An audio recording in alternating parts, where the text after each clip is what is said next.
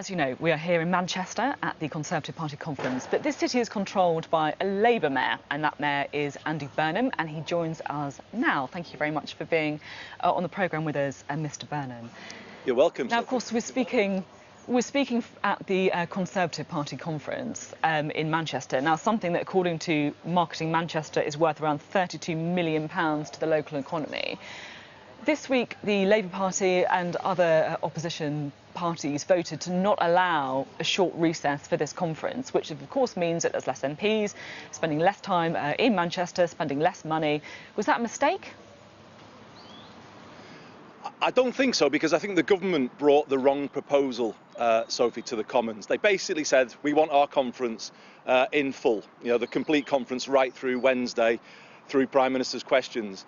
If they'd gone with a proposal that said, we want the same conference that Labour had, i.e., from Sunday till Tuesday, I think that would have got through, and I was pushing for that behind the scenes. So, to be honest with you, I just think the government really got it wrong after last week's Supreme Court judgment. They lost 11-0 there, and then the Prime Minister goes into the Commons all guns blazing the next day. It should have been more humility, I would have said, and a different tone completely. And they should have said, we'll do the same as Labour had. We'll have a 3-day conference, and I think that would have been a fair compromise. Just to kind of say, oh no, we want the full thing without any change, and the PM not at Prime Minister's questions. I don't think that was a sensible move. You spoke. But we've laid on a traditional Manchester.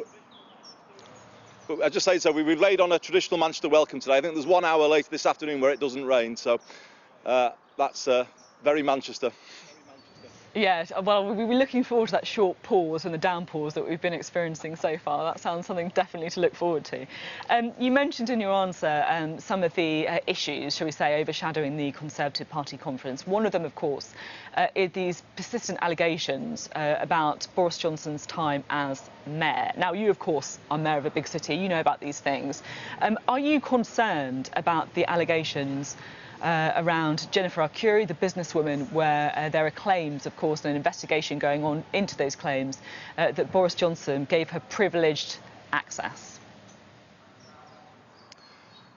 Well, yes. I mean, they are serious allegations. I don't know if they are true or not, but of course they have to be fully investigated, and we all accept that in the roles that we do, be that as mayor or as minister or as prime minister. That comes with the job. So I think it's right that they're being fully investigated. But, I'm not going to come on this morning and say that, I disagree with everything that he's done so far. What the Prime Minister said about Northern Transport is promising, giving us control of our railways, promising to invest in our buses. These things are positive, and I think, having been a mayor and now being Prime Minister, he sees the challenges that cities like Manchester are facing. But what I would say, the main point I would say this morning, Sophie, is this take no prisoners approach to Brexit, I think, is unnerving people. And that led to the supercharged atmosphere in the Commons the other day. It was a wrong approach completely when we had that Supreme Court judgment. It's ratcheting up the atmosphere, and I don't think that's going to help anybody. So if he were ever to listen to me, and if I were to give him some advice, last week was a low point. This conference needs to be a turning point. We need to see a different tone. I think the government needs to start talking about issues that affect people. The north of England, they made a lot of promises to us, Sophie, but last week the government issued figures themselves that said out of the 100 most deprived areas, neighbourhoods in the country, 82 of them are in the north of England. HS2 and promises of that doesn't solve that level of poverty. What will solve it is if they start giving money to northern councils again and reversing all of the cuts that they've made. I mean, these are the kind of issues that need to be spoken about, as well as a different tone on Brexit. Talking about the tone, and it's clear that you have concerns about some of the language and that we're seeing in the debates about politics at the minute. I was quite interested in some things that you said at a conference this week. You said that social media has completely disrupted our political system, which can't cope. Do you think that's a form of radicalisation almost? Well, I certainly felt the change, Sophie. I was in Parliament 8 years before social media and 8 years after, and the second half was like a completely different job that I was doing. I think what it's done is it's broken down the collective ways of Parliament. Parliament has to work on those collective principles through the tea room and the PLP and the 1922 committee. I think social media has made people become more individual, but I also feel when I watch Parliament at the moment, some people are kind of thinking about the clip that will play on social media when they're making their speech. And they're not making it in the, let's say, the old, more considered way.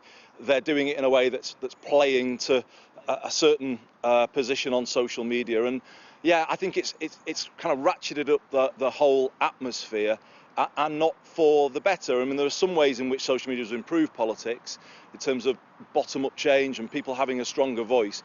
But in my view, it did begin to damage Parliament quite significantly. It was always quite a dysfunctional world, as we all know, but social media has made it much more so. And I think now this is partly why Parliament is struggling to make sense of what's going on. Everybody's in these splintered positions, and we're struggling to find compromise in these quite polarised times. And as I say, all politicians need to take a step back here, moderate the language, think about compromise again. They seem to have lost the art of compromise, and I think social media is partly responsible for that too. Now it's Conservative Party conference this weekend. I'm just keen to ask your thoughts about Labour's conference last weekend, where it backed a Brexit position, which was to win an election, try and negotiate a deal, and then put it back as a second referendum, and it wouldn't confirm how it would campaign in that second referendum. Do you think Labour needs to unequivocally come out for Remain? No, because I think that would be quite damaging. The Liberal Democrats did that, and it appeared to me that was a very arrogant move, certainly to the people who voted Leave. And I think that move that they made probably further damaged democracy, further polarised people. So I think Labour actually has been the only party trying to bring people together across the divide. Personally, I would have encouraged them to take a slightly different approach last week.